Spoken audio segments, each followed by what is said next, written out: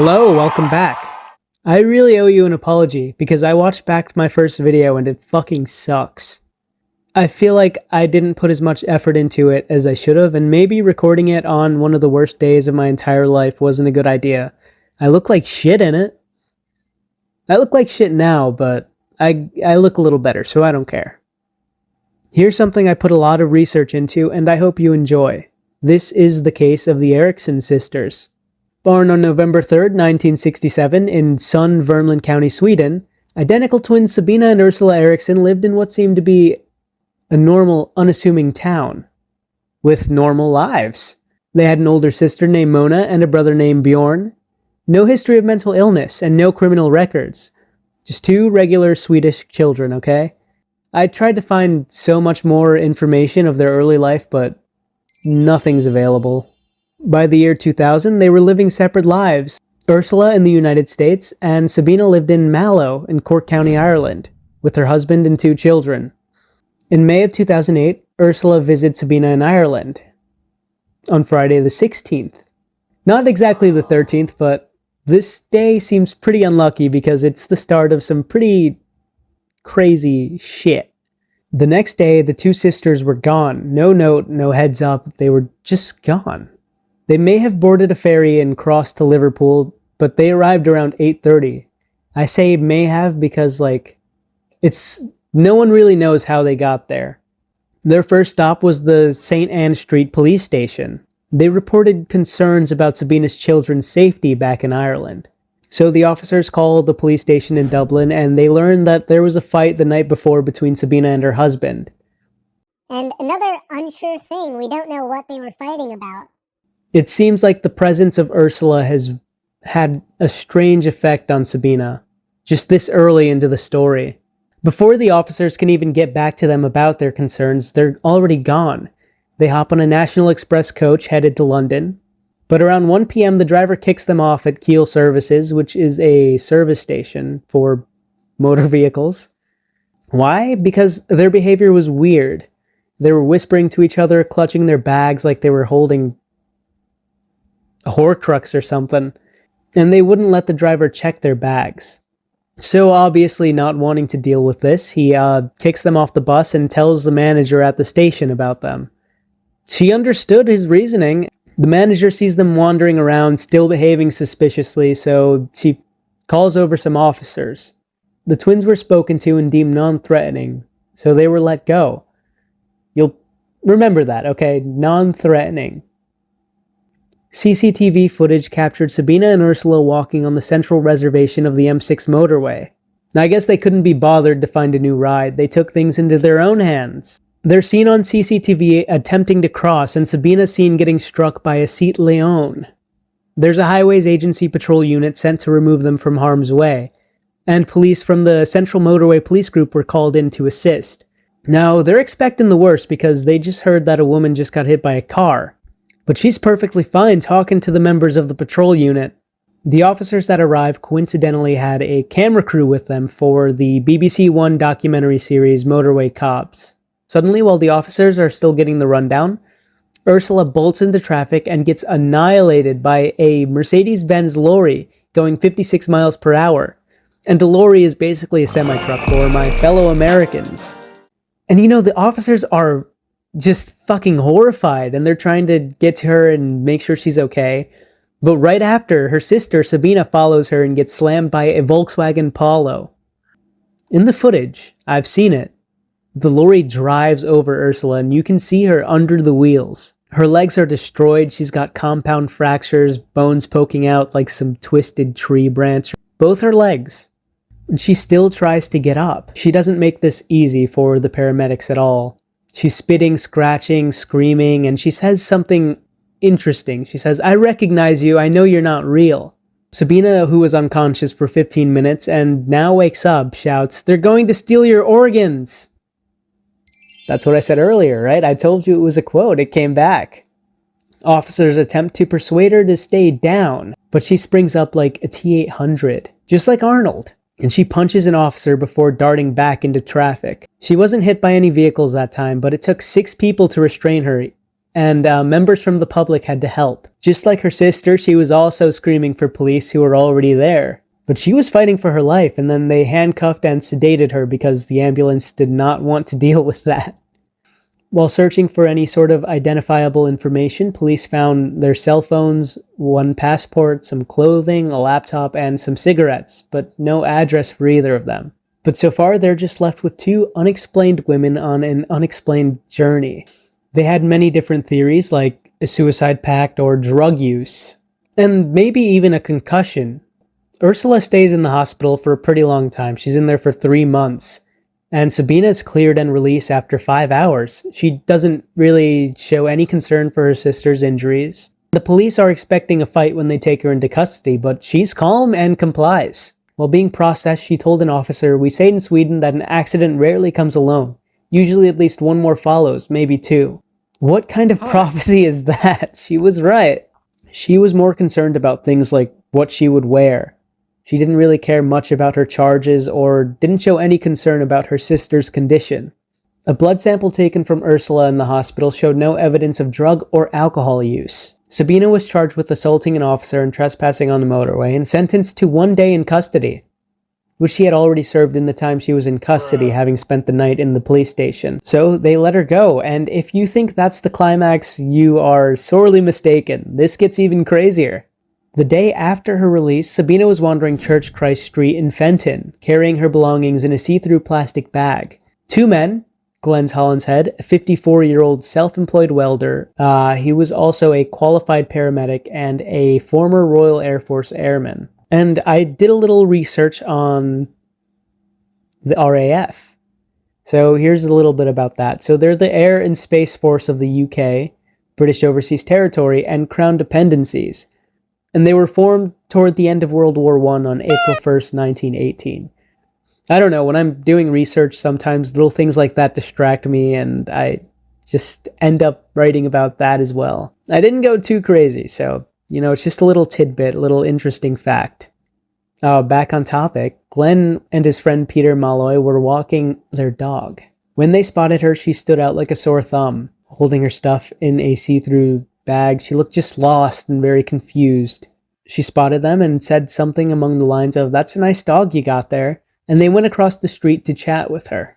Although friendly, she also appeared to be behaving very nervously, and that really worried Peter. Now, Glenn knew the area well and knew that there was no place for her to go, so him being the kind-hearted soul that he was, he invited her to stay at his place. She accepted his offer and informed them that she was looking for her sister, who was now in the hospital. At this point in her bag, she had 2 phones, a laptop, cigarettes, and a wool cardigan. I forgot to mention this earlier, but that's what she wore when she was hit by the car. And her sister wore a green jacket. But now she had the jacket on, and yeah, her cardigan was in her bag. I'm sorry for skipping over that. That was important.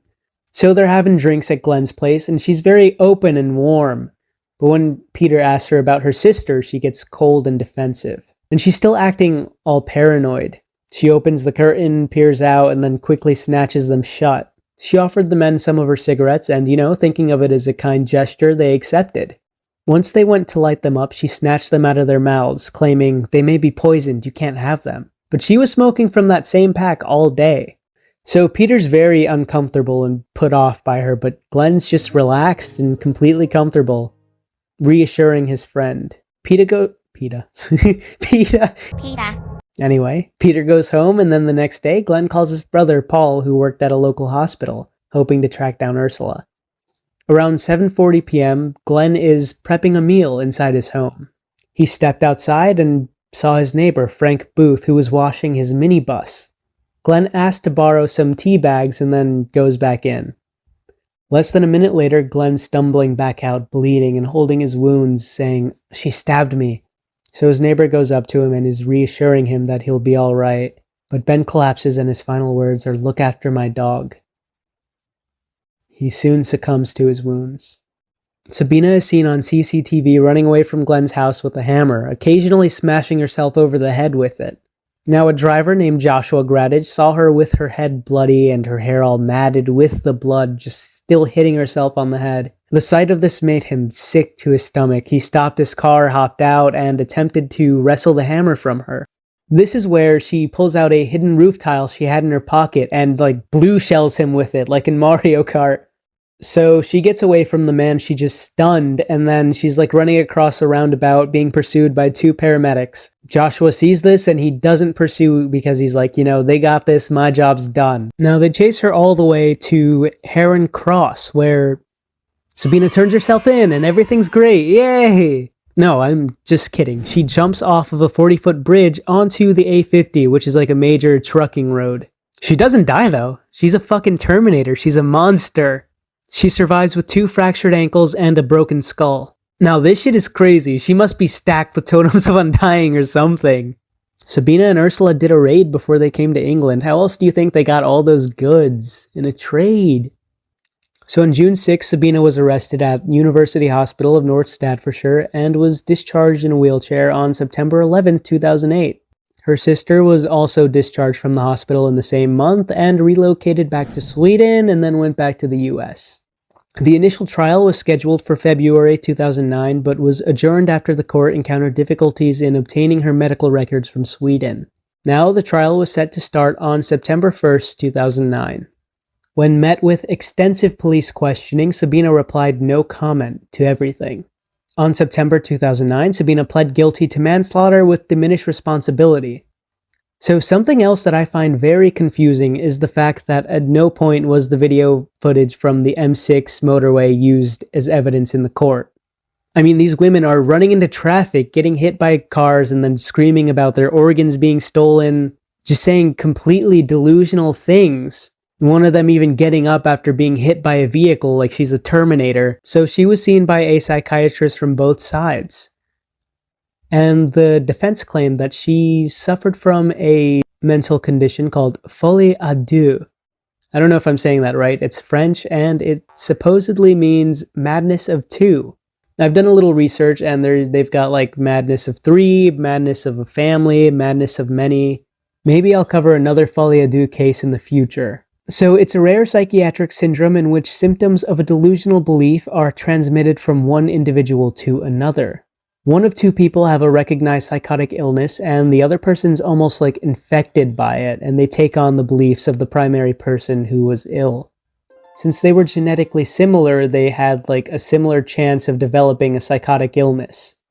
Now, the prosecution had a different diagnosis and they said she was suffering from acute polymorphic psychotic disorder. In French, that is bouffée délirante. I don't know if I'm pronouncing that right. I never claimed to be a French master, but it translates to delirious puff or fit of madness. Basically, a person with no past history of mental illness suddenly becomes mentally ill. They suffer from hallucinations, delusions, and just disorganized thinking.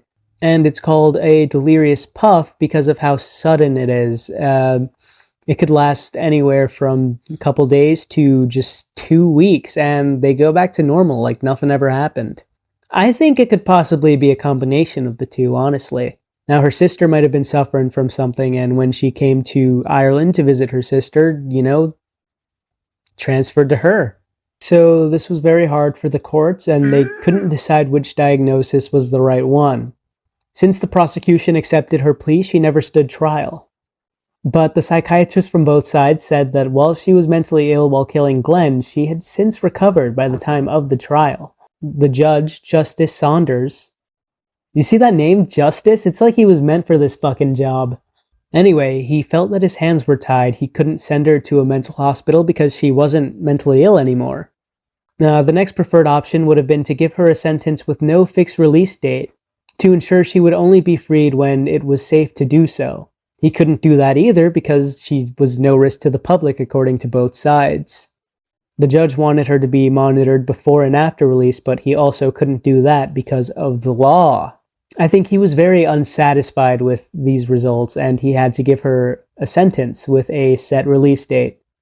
He gave her 5 years and she served that in the Bronzefield Women's Prison where she turned to Jesus somewhere along the way. She had already spent 439 days in custody before, so she was eligible for parole. I understand that this sentence will seem entirely inadequate to the relatives of the deceased. However, I have sentenced on the basis that the reason for the killing was mental illness, and therefore the culpability of the defendant is low, and therefore the sentence I have passed is designed to protect the public. It is not designed to reflect the grief the relatives have suffered, or to measure the value of Mr. Hollingshead's life. No sentence that I could pass could do that. It is a sentence which I hope fairly measures a truly tragic event. Sabina was suffering from delusions, which she believed to be true, and they dictated her behavior. It is not one of those cases where the defendant could have done something to avoid the onset. Many people were... She's going crazy. Jeej, are you going crazy? Anyway, some called for an investigation into the way that the criminal justice system handled the matter, which I get. It's like she got a year per stab or something. 5 years is a slap on the wrist. This entire ordeal could have been prevented if they had taken these signs of mental illness seriously to begin with. Some called for an investigation into the way the criminal justice system handled the matter, including Peter Molloy and Member for Parliament for Stoke South, Rob Flello. Pretty much Glenn's entire family as well. His brother, Gary, was very critical of the justice system, which he reviewed as enabling the murder, stating, "We don't hold her responsible the same as we wouldn't blame a rabid dog for biting someone. She is ill and to a large degree not responsible for her actions, but her mental disorder should have been recognized much earlier. I do question the criminal justice system for allowing somebody like this to be let out when she is capable of committing such a crime.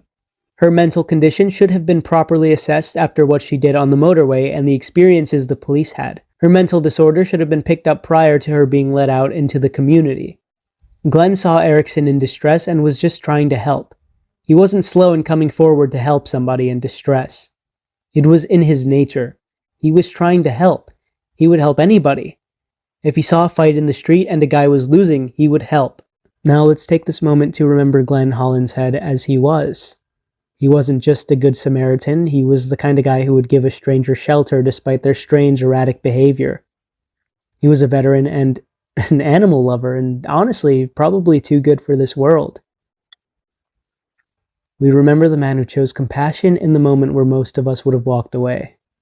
So after her release, Sabina disappeared from the public eye. Ursula did as well. Not much is really known about their life after. I've seen claims on Reddit, so maybe it's not a good source, that Ursula, after moving back to the US, was involved in religion as well. Sabina went back to Sweden and then ended up in Norway, but I don't know. I don't know if I really buy that. What about her family? And the motive behind their trip and collapse of their mental state remains one of the most disturbing unknowns in modern true crime. So what happened? Was it a shared psychotic break? Was there a hidden trauma, something even darker? We just don't have any answers from this case at all. Hey, if you know anything, tell me, because I need to know. Thank you for watching The Creep Critic. Stay safe, stay skeptical, and if someone ever offers you a cigarette and snatches it back saying it may be poisoned, kick them out immediately.